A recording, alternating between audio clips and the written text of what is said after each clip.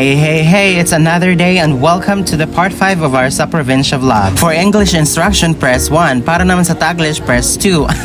Eme lang. So for today's video, medyo nakakalungkot lang kasi nga this is the last part of our vlog. Since it's the last day, of course, kailangan namin maligo ng dagat, syempre. Lumuwas na kami ng bayan at napunta kami sa Ayungin. Well, sa Ayungin, walang masyadong sand beaches pero maganda naman siyang paliguan. And since sobrang hectic ng schedule namin and 5 days lang kami sa probinsya, pinili namin dito na lang maligo para makasama ang lahat, diba? Ang maganda lang kahit may mga bato, wala masyadong sea urchins kaya hindi kami natitinik. Actually, matagal na din ako hindi nakaligo ng dagat kaya good for me na din to. Kaway-kaway naman dyan, madlang people! Gusto sana namin mag-resort kaso lang yung means of transportation namin pahirapan kasi nga medyo marami kami sa pamilya. And aside that, 12 hours na lang ang remaining before ang flight namin, diba? Kaya napagtanto namin okay na itong ganitong paliguan at least sama-sama, diba? Mahirap kasi sa travel kasi may mga maliliit na bata. So ayun na nga, magbo-boodle fight kami. Pa-healthy ang boodle fight namin kasi majority ay fish and vegetables. FYI, hindi bagoong yan sa gilid ha. Kilawing isda yan, kaya fresh yan. Sobrang tagal ng preparation namin dahil nga naliligo yung iba.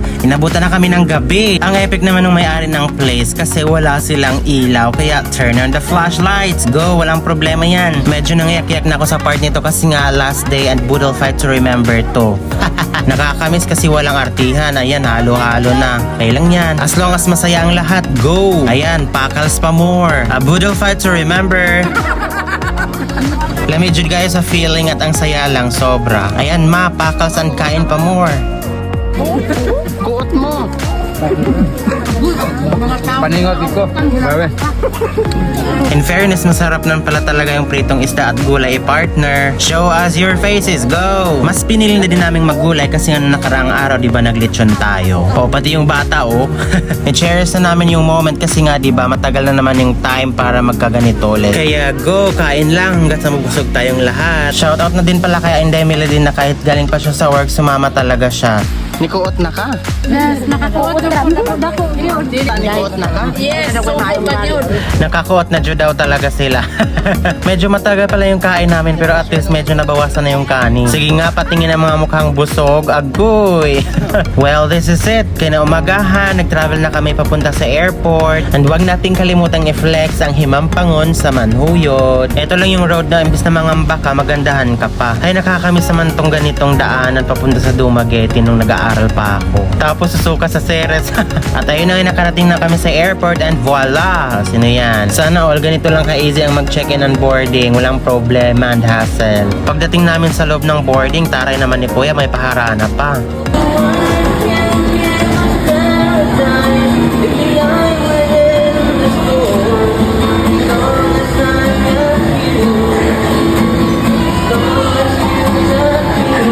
Nakaka-inspire panoorin ah.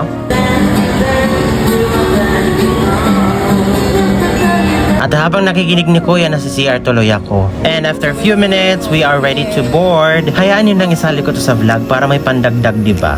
Manila, here we go again. I am ready to embrace sa mainit mong hangin at polusyon. So ayun na nga, hinanap ko yung upuan ko and nasa exit row pala ako. Inside the aircraft, if you're sitting on the exit row, you will be required and be oriented with the following instructions on how to respond on certain emergency situations. Kaya ayun, mas kinabahan na tuloy ako, nag-seatbelt agad and we are ready to fly. Bye-bye and see you soon, Negros. Wait lang, quiet muna ako kasi we're about to take off. Makinig na lang muna kayo ha.